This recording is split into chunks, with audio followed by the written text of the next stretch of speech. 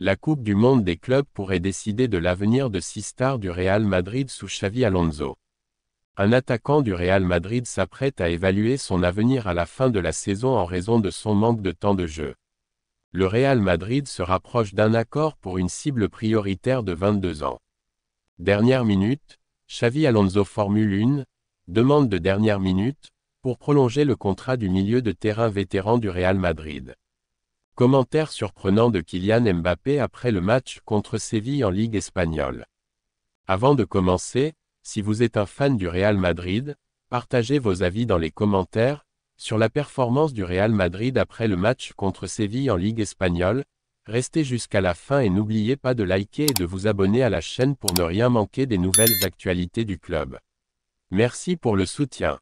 La Coupe du monde des clubs pourrait décider de l'avenir de 6 stars du Real Madrid sous Xavi Alonso.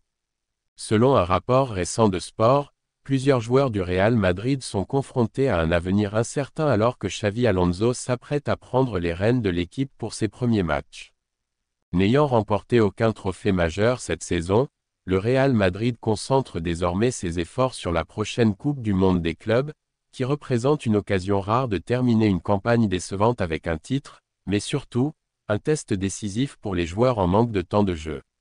Cette nouvelle édition du tournoi mondial servira de baromètre pour plusieurs membres de l'effectif actuel. Si certains joueurs comme Jesus Vallejo et Lucas Vázquez sont presque assurés de partir, peu importe leur performance, d'autres disposent encore d'une chance de convaincre Alonso qu'il mérite de rester. Luka Modric, Dani Ceballos, Endrick, David Alaba, Rodrigo et Fran Garcia font partie des joueurs dont l'avenir n'est pas encore scellé. Alaba et Garcia sous pression. La situation de David Alaba est particulièrement délicate. Le retour d'Eder Militao et d'Antonio Rüdiger, combiné à l'intégration probable du jeune défenseur Dinu Eisen, pourrait reléguer Alaba au rang de 4e choix en défense centrale.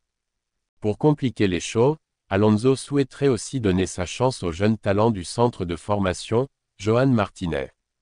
Sur le flanc gauche, Fran Garcia est également sous une forte pression. Avec Ferland Mendy en phase de récupération et Alvaro Carrera fortement pressenti pour revenir à Madrid, le poste de latéral gauche semble saturé. Garcia sera le seul latéral gauche naturel disponible pour la Coupe du monde des clubs, et il est attendu qu'il utilise ce tournoi comme un ultime test. En cas de prestation décevante, il pourrait être sacrifié dès le retour de Mendy ou l'arrivée de Carrera. Rodrigo et Endrick, deux trajectoires différentes. Le cas de Rodrigo est plus complexe. Bien que le Brésilien ait parfois brillé, l'arrivée de Kylian Mbappé et l'émergence d'Arda Güler pourraient fortement limiter son temps de jeu. Si le Real Madrid décide de le vendre, ce serait via un transfert définitif et non un prêt. De son côté, Endrick est toujours perçu comme un joueur d'avenir. Bien que son potentiel suscite beaucoup d'enthousiasme, le club envisagerait de le prêter pour lui permettre d'enchaîner les matchs, surtout si l'effectif offensif devient trop chargé. Ceballos et Modric dans le flou. Au milieu de terrain, Dani Ceballos et Luka Modric sont également dans une zone d'incertitude. Pour le Croate, son histoire au Real Madrid pourrait toucher à sa fin, à moins qu'il ne puisse prouver à Xavi Alonso qu'il a encore la vision et les jambes pour évoluer au plus haut niveau. Quant à Ceballos, ses difficultés à s'imposer régulièrement dans le 11 titulaire pourraient le rendre expendable, sauf s'il parvient à se démarquer lors de la Coupe du monde des clubs. Un attaquant du Real Madrid s'apprête à évaluer son avenir à la fin de la saison en raison de son manque de temps de jeu. Alors que le Real Madrid se prépare à entrer dans une nouvelle ère sous Xavi Alonso, plusieurs joueurs de l'effectif voient leur avenir au club incertain. Parmi eux figure Endrick, qui peine à répondre aux attentes depuis son arrivée en provenance de Palmeiras, en grande partie à cause d'un temps de jeu limité sous Carlo Ancelotti. Bien que la situation pourrait évoluer avec l'arrivée du nouvel entraîneur, l'avenir du jeune attaquant au Santiago Bernabéu reste flou. Endrick évaluera son avenir cet été. Selon Diario AS, Endrick devrait faire le point sur son avenir à la fin de la saison, après une première campagne en demi-teinte. Malgré un excellent ratio but-minute, un but toutes les 114 minutes, il n'a disputé que 789 minutes au total, toutes compétitions confondues, réparties sur 21 apparitions. Son avenir au Real Madrid reste incertain même après le départ de Carlo Ancelotti.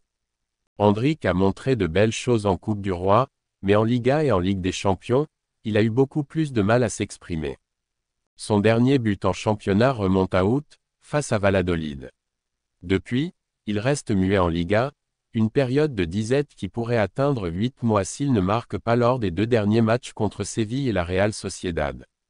L'entourage d'Endrick a refusé l'idée d'un prêt en janvier, préférant attendre l'été pour prendre une décision sur la suite de sa carrière. Pour l'instant, le Real Madrid continue de le considérer comme une option secondaire en attaque, derrière Kylian Mbappé. On peut s'attendre à ce que la Coupe du Monde des clubs à venir soit décisive non seulement pour Endrick, mais aussi pour de nombreux autres joueurs madrilènes dans les mois à venir. Le Real Madrid se rapproche d'un accord pour une cible prioritaire de 22 ans.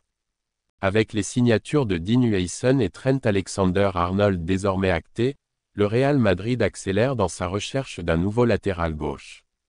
Comme cela a déjà été rapporté, Álvaro Carrà, joueur du SL Benfica, est considéré comme la priorité absolue pour ce poste, et les négociations avancent dans le bon sens. Carrà de plus en plus proche du Real Madrid. Selon un rapport de Copé, le retour d'Álvaro Carrà au Real Madrid est en train de se concrétiser. Le joueur de 22 ans, ancien pensionnaire de la Fabrica, dispose d'une clause libératoire de 50 millions d'euros dans son contrat avec Benfica. Toutefois, le Real tente de négocier un montant inférieur pour le faire revenir à Valdebebas. Carrà avait quitté le centre de formation madrilène en 2020 pour rejoindre Manchester United, où il a poursuivi sa progression avant de rejoindre Benfica l'année dernière. Après avoir été recruté en prêt en janvier 2024, le club portugais a levé l'option d'achat l'été suivant, et ses performances ont depuis connu une nette amélioration. Une pièce maîtresse du nouveau projet d'Alonso. Carrà est perçu comme un profil idéal pour le nouveau projet de Xavi Alonso au Real Madrid.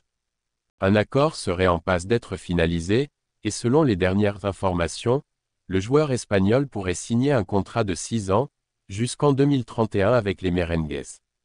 L'objectif du Real est de boucler le transfert bien avant la Coupe du Monde des clubs qui aura lieu le mois prochain. Une fois cette signature officialisée, le club madrilène devrait se tourner vers le recrutement d'un nouveau milieu de terrain, avec 3 noms déjà identifiés comme pistes potentielles. Dernière minute, Xavi Alonso formule une demande de dernière minute pour prolonger le contrat du milieu de terrain vétéran du Real Madrid. Après plusieurs semaines d'incertitude, il semble que Luka Modric soit enfin proche de connaître son avenir au Real Madrid. Le milieu de terrain vétéran a toujours exprimé son désir de continuer une saison supplémentaire au Santiago Bernabéu, dans le cadre de son objectif plus large de disputer la Coupe du Monde 2026 avec la Croatie. Cependant, le Real Madrid n'avait pas encore tranché officiellement quant à son avenir, ce qui a alimenté les rumeurs d'un possible départ après près de 14 ans passés au club. Xavi Alonso veut garder Modric. Mais selon Radio Marca, le futur entraîneur madrilène Xavi Alonso aurait formulé une demande de dernière minute auprès de la direction pour que le club prolonge le contrat de Luka Modric.